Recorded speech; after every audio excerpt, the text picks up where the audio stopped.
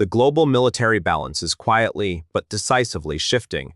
Across Eurasia, three major powers are advancing new technologies, signaling strategic intent and shaping narratives not only on the battlefield, but in the minds of their adversaries. From China's leap forward in unmanned aviation, to Russia's nuclear signaling in Eastern Europe, and India's pursuit of long-range precision firepower, recent developments reveal a world entering a new phase of military competition.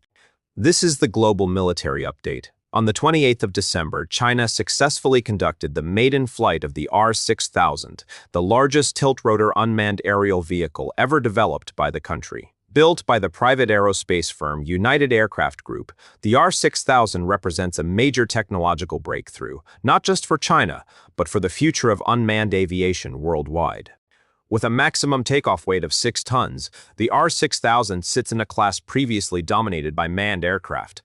Its tilt-rotor design allows it to take off vertically like a helicopter, then transition into fixed-wing flight, cruising at speeds of up to 550 kilometers per hour, with a range reaching 4,000 kilometers. On paper, the platform is marketed for civilian roles, emergency evacuation, disaster response, and long-range logistics. But defense analysts see something far more significant.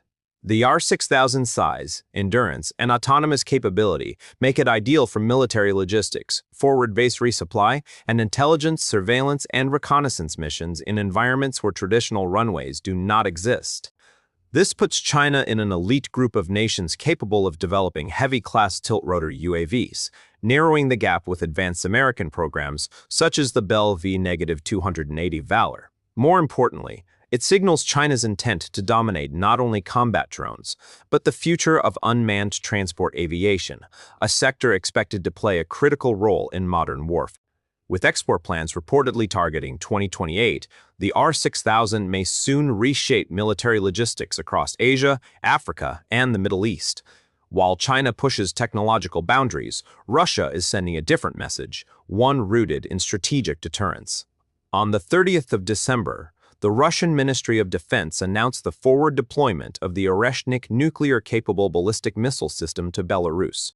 Officially, the move is framed as part of deeper military integration between Moscow and Minsk, but the reality may be more complex. Footage released by Russian media showed support vehicles and communications equipment, but notably absent were missile launchers themselves. Ukrainian defense analysts pointed out that the limited number of troops, estimated at around 70 personnel, is far below what would be required to operate a fully functional ballistic missile unit.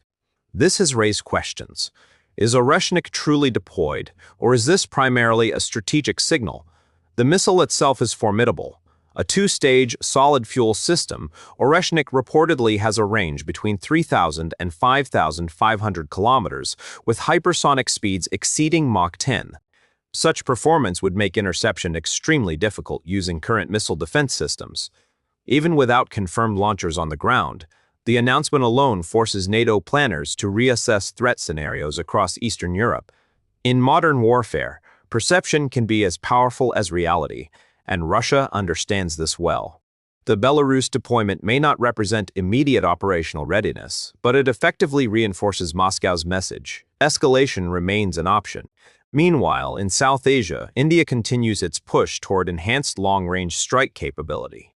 On the 29th of December, India successfully tested the Pinaka Long-Range Guided Rocket, LRGR-120, at the Integrated Test Range in Chandipur. The test was described by officials as a precision textbook strike, with the rocket hitting its target at a maximum range of 120 kilometers. One key detail stands out. The LRGR-120 was fired from a standard Pinaka launcher, meaning the Indian Army can deploy the new system without modifying existing infrastructure. This reflects a broader Indian strategy, incremental upgrades that improve precision and reach while keeping costs manageable. However, regional comparisons are unavoidable. Pakistan's Fateh-1 system reportedly exceeds the Pinaka's range by approximately 20 kilometers, and Islamabad has recently introduced the Fateh-4 with a claimed range of 750 kilometers. While range alone does not determine battlefield effectiveness, these developments highlight the ongoing artillery competition between nuclear-armed neighbors. For India, the emphasis is clear. precision, integration, and scalable deployment. Military competition today is not limited to weapons systems. Information and perception are equally powerful tools. Alongside India's missile tests, reports have emerged of a major Bollywood film in development